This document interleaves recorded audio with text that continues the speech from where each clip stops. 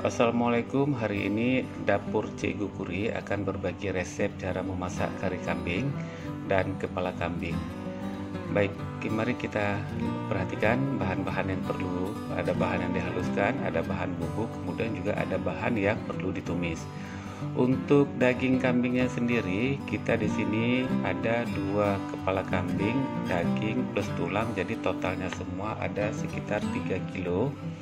Bahan yang dihaluskan itu ada bombay besar, ada bawang merah, ada bawang putih, ada jahe, kemudian juga ada tomat, kemudian juga ada kemiri. Kemiri sebelumnya disangrai lebih dulu. Bahan bubuknya itu salah satunya ada bumbu kari atau aum masak. Ini bisa diperoleh di pasar dan banyak dijual di pasar. Kemudian juga ada bumbu-bumbunya, cabai merah, kunyit, merica. Ada juga bumbu tumisnya, itu ada kayu manis, kapulaga, lawang kleng dan sebagainya. Kemudian ada bahan lainnya, kita perlu kentang, ada santan juga, ada daun kari dan daun pandan. Nah, kemudian ada juga kelapa gongseng atau unele. Kemudian ada minyak makan, ada serai lebih kurang 3 batang, kemudian garam secukup. Cara memasaknya bisa diperhatikan sebagai berikut. Yang pertama, daging itu kita marinasi dulu dengan garam.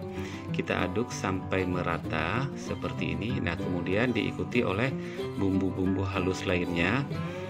Kita baluri semua permukaan daging itu dengan bumbu-bumbu halus. Seperti ini, kita aduk sampai rata. Kita habiskan bumbu halusnya.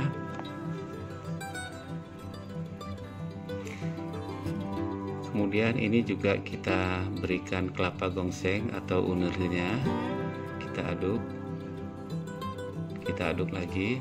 Nah, kemudian semua bahan ini yang sudah diaduk, daging ini kita biarkan beberapa saat, lebih kurang 15 menit, sambil kita mempersiapkan bahan-bahan yang untuk menumis. Jangan lupa juga ini daun kari kita masukkan terus ya. Untuk menumis kita gunakan mentega lebih kurang 3 sendok makan, ditambah dengan sedikit minyak. Kita tunggu sampai panas.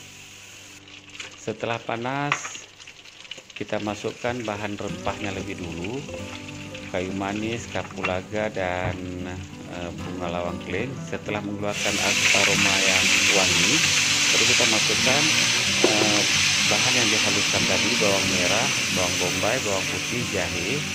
Nah, kita aduk-aduk, kita masak sampai agak mengering dan matang. Nah, kemudian kita masukkan daun kari, daun pandan, juga kemiri. Kita aduk lagi, kita masak lagi. Nah, baru setelah itu kita masukkan tomat. Nah, kita aduk lagi, kita masak ini sampai matang. Jika bumbunya sudah matang seperti ini, nah, kita masukkan daging yang sudah dibumbui tadi, dan kita masukkan air sedikit. Jangan terlalu banyak, pelan-pelan kita masukkan air. Kemudian kita biarkan bumbunya meresap. Kalau sudah meresap bumbunya, baru nanti kita tambahkan air secukupnya untuk proses pematangannya. Nah, setelah kita masukkan air, ini lumayan lama kita masaknya, sampai lebih kurang 1 jam lebih. Nah, kita masukkan santan, kemudian kita aduk-aduk. Nah, ini kita masak lagi, sampai seperti ini. Nah, baru kita masukkan kentang. Kita masak lagi beberapa saat, lebih kurang 15 menit lagi. Nah, untuk memasak kari kambing ini memang butuh waktu lebih kurang 2 jam ya, paling sedikit 2 jam. Nah, ini kentangnya sudah mulai empuk, dagingnya sudah matang. Ini siap kita sajikan. Kuah kari kambingnya sudah selesai, siap kita plating. Terima kasih Anda sudah menonton. Selamat mencoba. Sampai jumpa lagi di dapur Cikgu Kuri.